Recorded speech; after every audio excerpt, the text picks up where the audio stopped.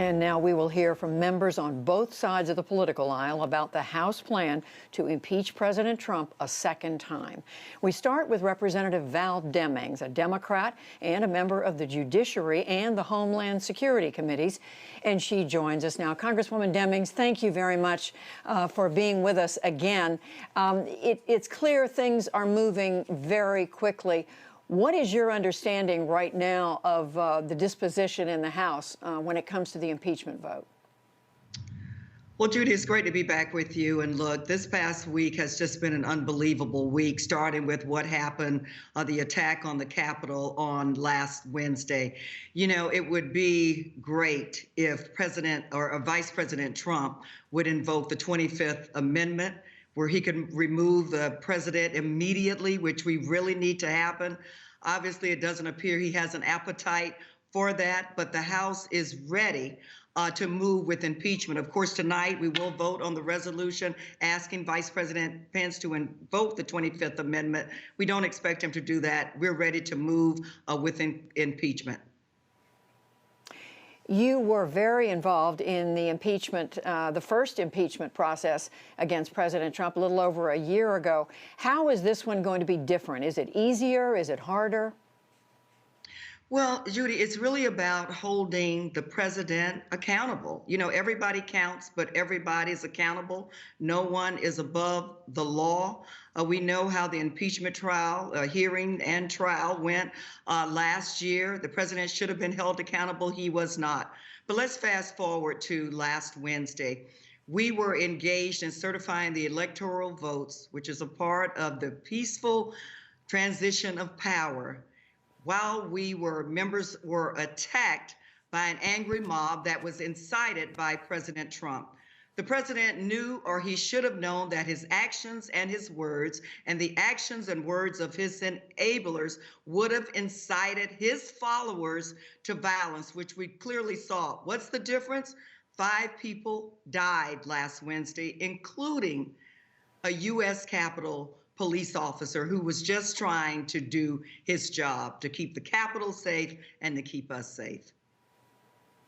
And what do you say to the arguments that are out there among some Republicans that he's only got, what, 7, 8 days left in office as president? What good does it serve to make this move against him?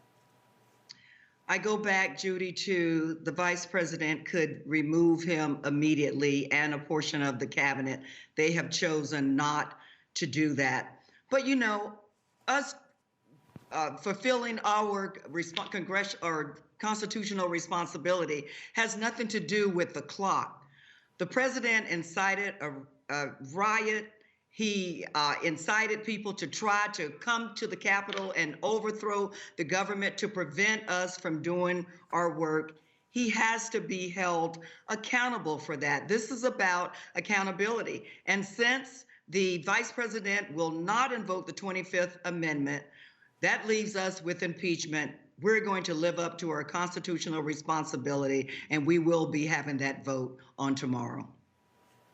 And since Democrats are in the majority, it sounds as if there's nothing to stop the impeachment vote from passing. I do want to also ask you, Congresswoman Demings, about what happened last week. Based on what you've been learning, do you now believe that there was inside help for the rioters, either from law enforcement or from members of Congress for what happened last Wednesday?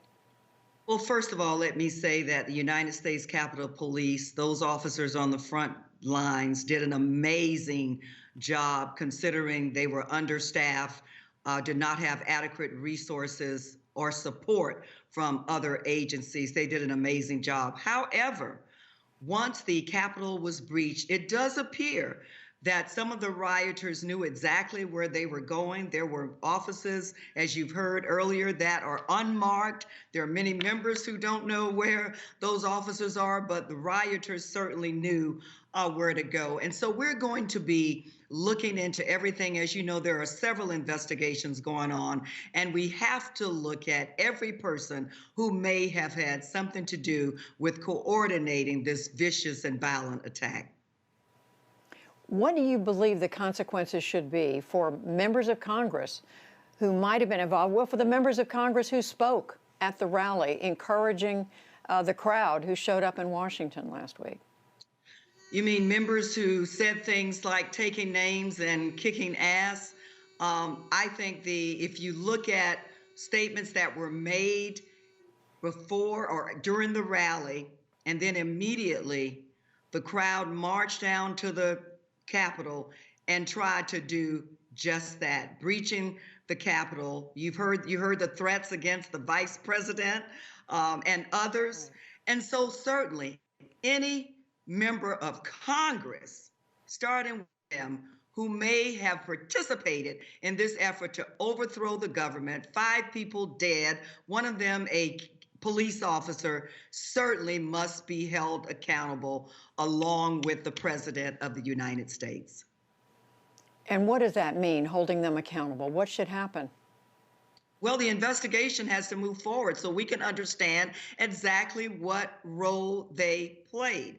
We know that there will be internal investigations from the Committee on Ethics. There will also be, as you know, criminal investigations that are ongoing.